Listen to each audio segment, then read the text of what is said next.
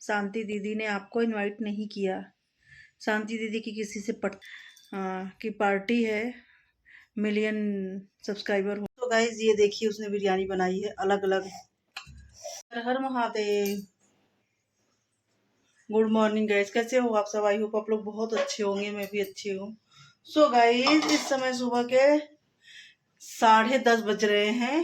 10:30 बज के ऊपर ही हो रहा है, 11 बजने वाला है। मुझे लगी है भूख, तो मैंने सोचा मैं खाना खा लेती हूँ। और आज खाने में स्पेशल आलिया ने बनाया है। उसको जैसे आता था वैसे उसने बिरयानी बनाई है, जिसका शॉर्ट वीडियो आप लोगों को देखने को मिलेगा। कल के ब्लॉग में भी मैंने यही बताया था। तो बिरयानी बहुत अच्छी बनी थी, तो उसने कहा कि मम्मी आपके लिए भी रख देती हूँ। अब उसको एक्चुअली बिरयानी लेके जाने का मन था, मैंने कहा मैं बना देती हूँ। तो बोली नहीं, मेरी फ्रेंड ने कहा है कि अपने हाथ से बना कर लाना। तो मैंने कहा चलो ठीक है भाई। तो मैं खड़ी थी, वो बना रही थी, सामान मैं सब कट करके दे रही थी। तो उसने बनाया बिरयानी। अब खाने में कैसा है देखती हूँ। तो ब्लॉग में एंड तक बने रहिए। ब्लॉग अच्छी लगेगी तो लाइक शेयर सब्सक्राइब कमेंट ज़रूर कीजिएगा। मैं आप लोगों को दिखाती हूँ कि बिरयानी कैसी बनी है। तो गाइज़ ये देखिए उसने बिरयानी बनाई है अलग अलग। जो अलग अलग कलर होता है उसको नहीं, हाँ एक ही जैसा कलर डाल के बनाया है उसने। देखने में तो काफ़ी अच्छी लग रही है। अब खाने में कैसी है देखती हूँ।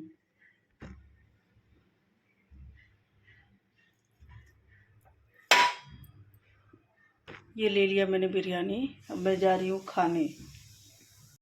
सो गाइज यहाँ पे मैं खाने बैठ गई हूँ खाना। और खाने से पहले जय श्री राम करते हैं, तो मैं खाना खाने बैठ गई हूँ। और बिरयानी काफ़ी अच्छी है, जैसा कि आप लोगों ने देखा, मैं बताई। मुझे तो बहुत पसंद आया बिरयानी।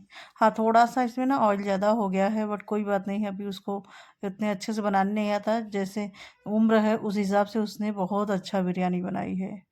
और फूड कलर का यूज़ नहीं किया है बिल्कुल भी उसने।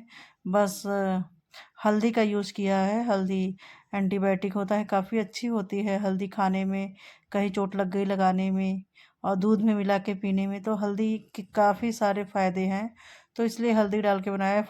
फूड कलर उसने कुछ भी नहीं डाला है। और फूड कलर मैं भी जल्दी कोई चीज़ में यूज नहीं करती, क्योंकि फूड कलर बहुत नुकसान करता है। फूड कलर ज़्यादा यूज नहीं करना चाहिए, लेकिन आजकल तो सब सुंदर दिखाने के लिए प्रेजेंट क्या बोलते हैं उसको, सुंदर दिखाने के लिए कर ही लेते हैं, लग डाल ही देते हैं वो लोग, तो इसलिए। और यहाँ पे मैं आ गई हूँ किचन में। किचन जा रही हूँ क्लीन करने।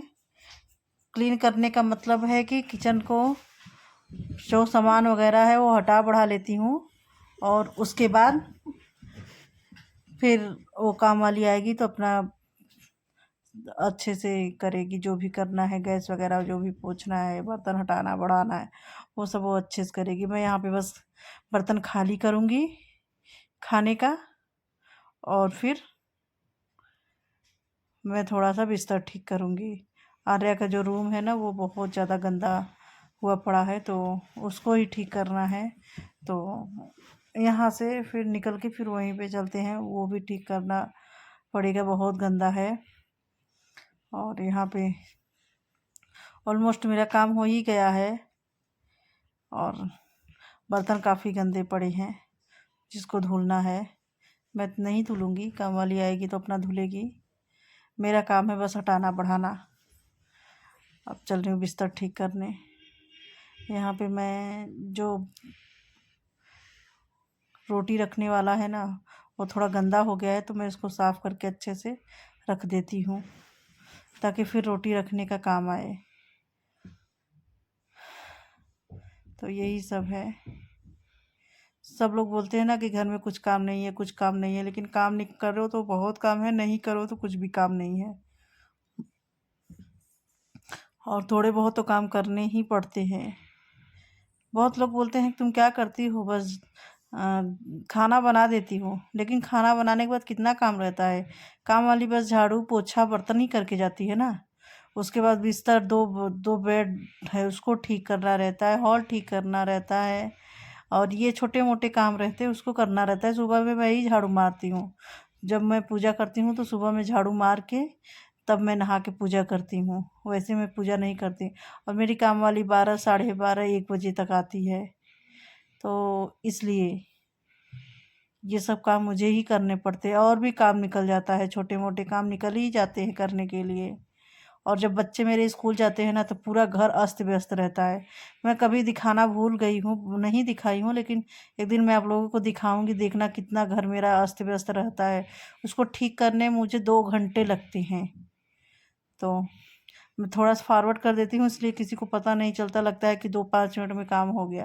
लेकिन 2-5 मिनट में घर का काम नहीं होता। घर के काम करने के लिए टाइम चाहिए, और मैं भरपूर टाइम देती हूँ। तो यहाँ पे ये पूरा देखिए, बेड कितना गंदा पड़ा है। इस पे का एक एक सामान हटाना है, फिर उसके बाद इसको बेड ठीक करना है। तो ये सब काम ही है, ये सब भी इसकी गिनती नहीं होती, बट ये सब भी काम ही है। और यहाँ पे देखिए, ये सब मैंने बिस्तर फोल्ड करके रख दिए हैं। देखिए, आरव खा के ना, आरव की आदत बहुत गंदी है। वो खाता है तो जो बेड पे भी बिस्तर बिस्तर पे ही खा के उसी पे ही, चाहे गिलास का पानी हो चाहे खाने का बर्तन हो, सब उसी पे रख के चला जाता है। कितना बार उसको डांटी हूँ, लेकिन वो उसकी आदत नहीं सुधर रही है। तो यहाँ पे ये हो गया मेरा बिस्तर ठीक।